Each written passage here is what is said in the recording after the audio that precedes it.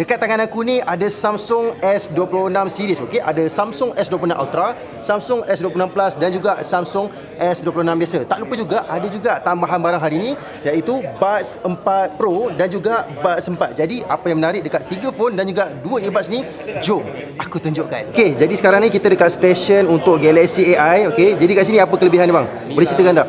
Sekarang di Creative Studio. Okey. Kalau ini function senang dia untuk edit gambar untuk AI. Okey. For example macam ni, dia tekan AI, Okey. create.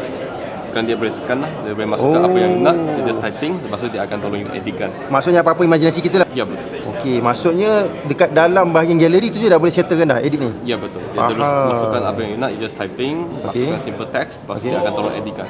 Faham? Wow. Dia terus editkan. Wow, okey. Boleh keep edit lagi. Dia boleh tambah barang. Sekarang ni kita dekat bahagian privacy display, okey. Ini benda baru juga. So boleh ceritakan pada saya tak apa kelebihan dia? The apps, or you just want PIN pattern password, or you just like pop up notification can be Oh, privacy. boleh pilih privacy dia, okey. Betul. So we just set this for the apps. Okay. When you go through selected apps, Okey. when you rotate it, there will be privacy. Wow. Okey. Like this one. Terus tak nampak tapi kalau kita bagi bahagian home yang kita tak set, nampak balik. Boleh. Dia macam Oh, okey, cuba singkat kan. Okey, nightography, okey. Wah, siap ada peti ais Okey, ada peti ais. Okey, tak silap aku dah masuk dalam ni. Okey, kita cak-cak dengan brother ni. Okey. So okey bang, boleh tunjukkan tak apa yang dia boleh buat? Ni, okey, kita tengok. Wow. So dia terus pergi level 4. Okey, dia pergi level 4. So after I capture, bagi Okay. 4 second. And then you can see the photo. Oh, terang babe. Nampak? Terang tau. Walaupun dalam peti ais ni sebenarnya gelap tapi dia masih lagi terang.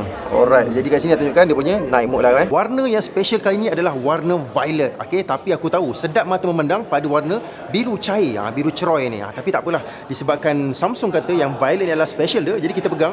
Korang tengoklah macam mana, cantik tak?